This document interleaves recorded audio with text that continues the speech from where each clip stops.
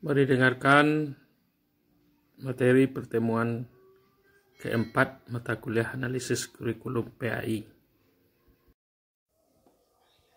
Assalamualaikum warahmatullahi wabarakatuh. Alhamdulillah, wassalatu wassalamu ala rasulillah. Kita lanjutkan materi kita masih berkenaan dengan konsep dasar kurikulum 2013. Setelah kita membahas apa itu kurikulum 2013, tujuannya, kemudian prinsip-prinsipnya, saya mau jelaskan sedikit landasan dalam pengembangan kurikulum 2013 ini dari berbagai sumber yang dikeluarkan oleh kementerian. Ya, setidaknya ada 3 aspek landasan filosofis. Ini secara filosofis menurut filsafat kehidupan kita berbangsa dan bernegara secara mendalam. Kemudian aspek yuridis, aturan-aturan turunannya mulai dari undang-undang. Ini memang agak panjang sebenarnya. Kemudian aspek konseptual. 3 ini. Jadi landasan itu maksudnya adalah apa yang menjadi titik tolak atau pijakan sehingga kurikulum 2013 ini dikembangkan. Seperti yang juga kita bahas sebelumnya. Baik, yang pertama aspek filosofis. Secara mendalam kita mengkaji konsep pendidikan berbasis nilai-nilai luhur. Jadi pendidikan itu harus berbasis nilai-nilai luhur. Kalau kita dalam masyarakat Indonesia tentu nilai-nilai berdasarkan Pancasila dan undang-undang. Kalau sebagai orang beragama tentu berdasarkan agama kita yang bersumber dari Al-Quran dan Sunnah. Itu secara filosofis. Jadi pendidikan tidak bisa lepas dari situ. Jadi tidak hanya kemudian ada nilai akademik. Nah, ini juga tetap menjadi landasan secara akademik. Itu tentu bagaimana aspek-aspek pengetahuan dikembangkan, kemudian kebutuhan peserta didik. Nah, apa yang menjadi kebutuhan anak-anak atau peserta didik kita ke depan menghadapi tantangan yang sangat berat ini, baik dalam mencapai kebahagiaan, kesuksesan hidup di dunia ini sampai kepada kehidupan kelak di akhirat.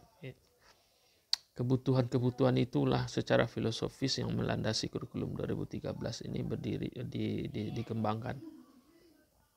Kemudian masyarakat, ya, kehidupan masyarakat, kebutuhan-kebutuhan masyarakat. Pendidikan tidak bisa lepas dari kebutuhan masyarakat. Masyarakat membutuhkan lembaga pendidikan dan lembaga pendidikan juga membutuhkan masyarakat. Dan tidak mungkin satu lembaga pendidikan, satu sistem pendidikan, mulai dari jenjang yang terendah sampai yang tertinggi, melepaskan kehidupan masyarakat karena dia saling membutuhkan. Nah, yang kedua secara filosofis kurikulum itu berorientasi pada pengembangan kompetensi. Jadi di atasnya ada nilai, itu landasan filosofisnya. Yang kedua ada kompetensi. Ya, pengembangan kompetensi ini ya bisa termasuk nanti pengetahuan, sikap dan keterampilan atau soft skill dan hard skill tadi. Di satu sisi nilai-nilai itu harus diwariskan, di satu sisi anak-anak kita harus diberi kompetensi. Itu landasan filosofisnya yang perlu dipahami, 2 itu saja dulu ya. Kemudian yang kedua aspek yuridis ini kalau awalnya kurikulum 2013 ya dasarnya secara yuridis itu Undang-Undang Nomor 20 tahun 2003 tentang sistem pendidikan nasional, karena perubahan kurikulum itu kan karena adanya perubahan undang-undang, maka berubah kebijakan berubah kurikulum tahun 2003 itu, maka disempurnakanlah kurikulum sebelumnya. Jadi dasarnya undang-undang. Jadi mahasiswa harus mengerti undang-undang ini nomor 20 tahun 2003. Kemudian RPJM, rencana pembangunan jangka menengah 2010 sampai 2014 pada waktu itu. Nah, itu yang melandasi. Kemudian Impres nomor 1 tahun 2010 tentang kurikulum, tentang pembelajaran. Nanti bisa dilihat di perdalam nanti PP nomor 32 tahun 2003 tentang 2013 tentang PP tentang standar ya, standar nasional pendidikan. Nanti turunannya adalah Permendikbud. Nanti banyak Permendikbudnya. Di antaranya adalah nomor 81A tahun 2013 tentang implementasi kurikulum 2013. Ini yang khusus. Nah, tahun ini kan secara kan sudah mengalami revisi-revisi ini. Yang mungkin tidak berubah saya kira undang-undangnya masih. Kalau sekarang 2020 tentu sudah ada perubahan-perubahan. Karena perubahan RPJM-nya, perubahan Impresnya, PP-nya juga sudah berubah. Tapi awalnya kurikulum 2013 ini landasan yuridisnya. Nanti yang edisi revisi itu tentu nanti bisa kita bahas tersendiri nanti. Secara konseptual, landasan konseptual, secara konsep ada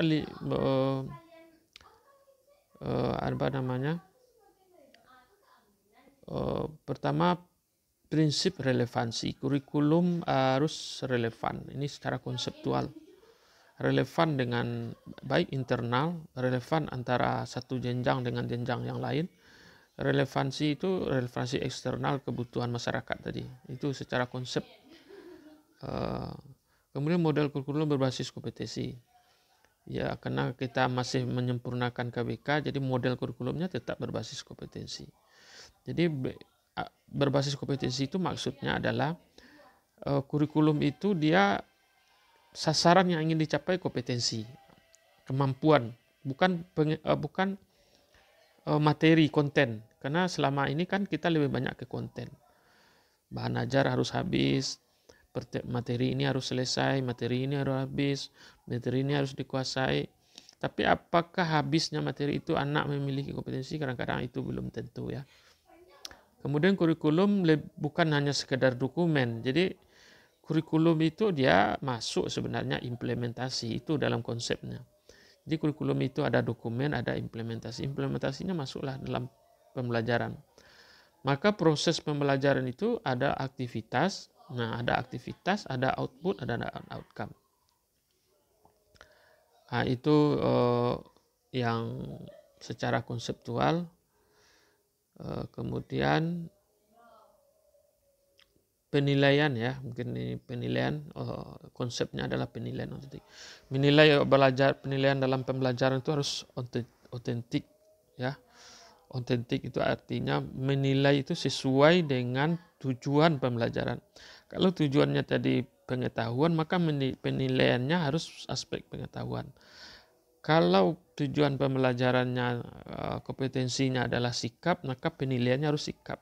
Kalau kompetensinya adalah keterampilan, maka penilaiannya harus penilaian keterampilan. Itu yang disebut otentik. Nanti ada penjelasan tersendiri bagaimana menilai pengetahuan anak, bagaimana menilai sikap anak. Itu ada instrumen-instrumen yang spesifik setiap keterampilan, setiap kompetensi. Tidak boleh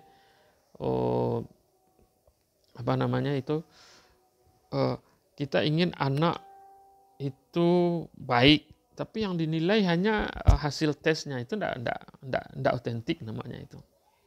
Ya, jadi otentik itu ya kalau kita sebut keseimbangan, maka penilaiannya harus seimbang juga. Jangan hanya pengetahuan, juga sikapnya, juga keterampilannya. Jadi ada head-nya, kepala, head-nya keterampilan, head. Itu harus seimbang itu, kepala, tangan, dan nah itu ya. Jadi aspek itu. Kemudian elemen apa yang berubah dari kurikulum 2013? Nah, inilah yang akan banyak nanti kita perdalam dalam mata analisis kurikulum, kaitannya juga dengan kurikulum PAI nanti. Pertama, kompetensi lulusan. Nanti karena kurikulum itu sudah berubah, maka setiap lulusan satuan pendidikan dia berubah rumusannya. Tamat SD itu kompetensi lulusannya jadi bisa apa? Nanti ada tersendiri nanti pembahasannya.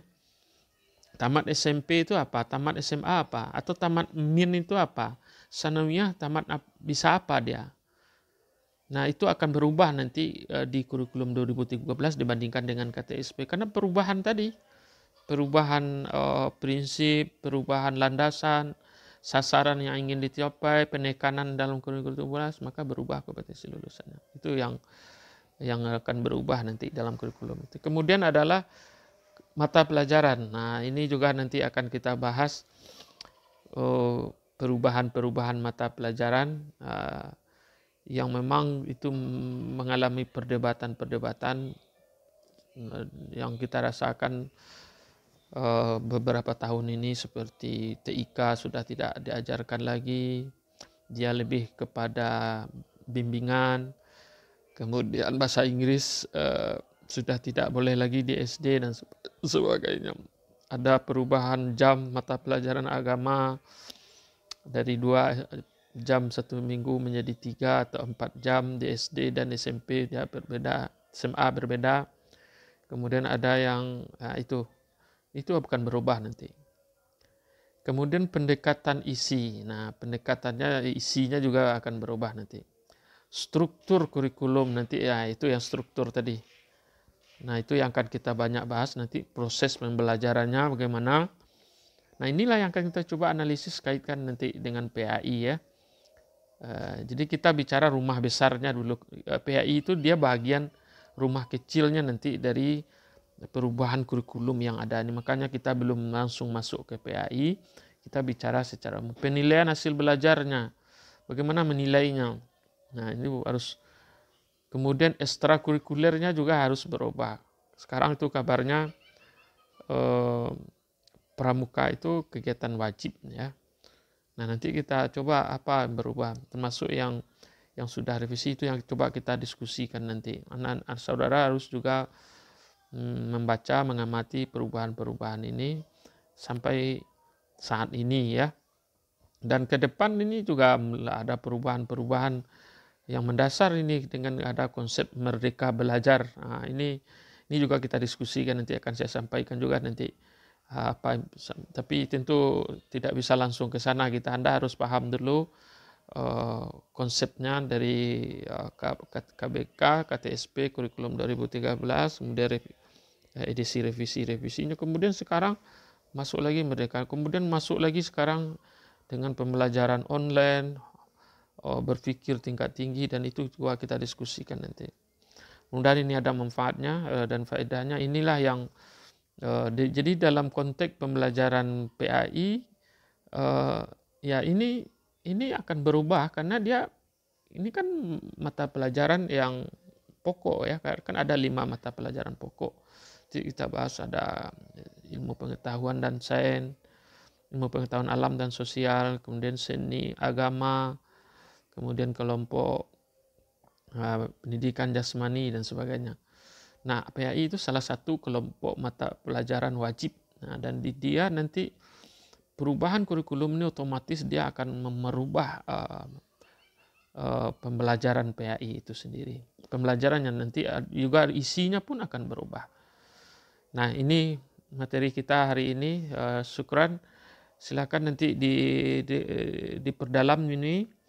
Kita nanti akan bahas sedikit demi sedikit yang perubahan-perubahan mulai dari kompetensi lulusan itu apa. Ini akan kita bahas struktur kurikulumnya seperti apa ya. Pendekatan-pendekatan pembelajarannya gimana ya. Proses pembelajarannya sampai kepada penilaiannya. Inilah yang kita coba diskusikan dalam pembelajaran PAI. Oke, terima kasih. Mudah-mudahan ada manfaatnya mata kuliah kita ini. Bagi Anda sebagai calon guru, perlu saya ingatkan bahwa guru itu dia punya peran kurikulum itu pertama implementasi, melaksanakan ini kebijakan kurikulum harus dilaksanakan. Tidak boleh kita mengajar di luar kurikulum yang ditetapkan. Ini radikal kita, atau bisa saja disebut radikal atau apalah namanya nanti. Tapi yang kedua, setelah diimplementasikan tentu ada adaptasi, penyesuaian. Ini boleh ada penyesuaian yang mengajar di SDIT, SD umum, yang mengajar di SMP IT, SMP umum, pesantren, tentu dia ada penyesuaian. Tidak mesti sama, tapi standarnya harus Kemudian setelah penyesuaian ada pengembangan. Guru harus bisa mengembangkan kurikulum. Kemudian yang ketiga adalah harus bisa meneliti persoalan-persoalan kurikulum. Saya berharap dengan mata kuliah ini nanti Anda bisa meneliti kurikulum. Apakah dalam bentuk penelitian kualitatifnya atau penelitian pengembangannya atau penelitian pembelajarannya dan sebagainya. Nah, itu malah core kita ini sebagai calon guru PAI. Demikian saja, terima kasih. Nanti saya upload ini di Google Classroom. Linknya akan saya kirim, nanti Anda buka, Anda baca, Anda dengarkan, kemudian diperdalam nanti dengan materi-materi buku-buku yang relevan. Syukran, Assalamualaikum warahmatullahi wabarakatuh.